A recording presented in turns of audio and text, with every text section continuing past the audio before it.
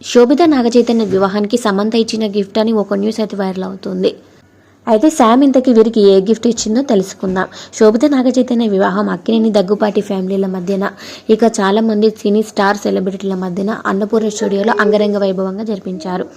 అయితే అంతేకాకుండా శోభిత గురించి ఒక సీక్రెట్ కూడా తన డిజైన్ అయితే రివీల్ చేయడం జరిగింది. ఇక శోభిత శారీ వచ్చేసి స్వయాన బంగారు తీగలతో కూడిన వాటితో శోభిత శారీ డిజైన్ చేయించారంట తన డిజైనర్. అయితే ఇలా డిజైన్ చేయడానికి కారణం శోభిత గారి అమ్మమ్మ గారంట. ఆ శోభిత గారి అమ్మమ్మ గారు ఎప్పుడు శోభితని బంగారంలో చూసుకోవాలనుకుంటారట. అందుకోసమని బంగారు తీగలతో ఇక తన శారీని డిజైన్ చేయించారంట శోభిత గారి అమ్మమ్మ గారు. వారి అమ్మమ్మ గారు చెప్పిన విధంగా ఇక శోభిత డిజైనర్ అయితే శారీని డిజైన్ చేశారట.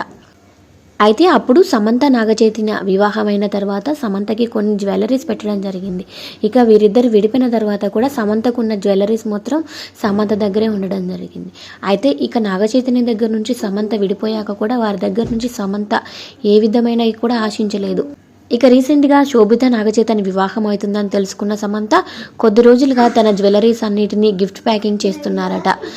తను గిఫ్ట్ ప్యాకింగ్ చేస్తుంది శోభిత కోసమా లేకపోతే ఇంకెవరికన్నా అనేది వార్త హల్చల్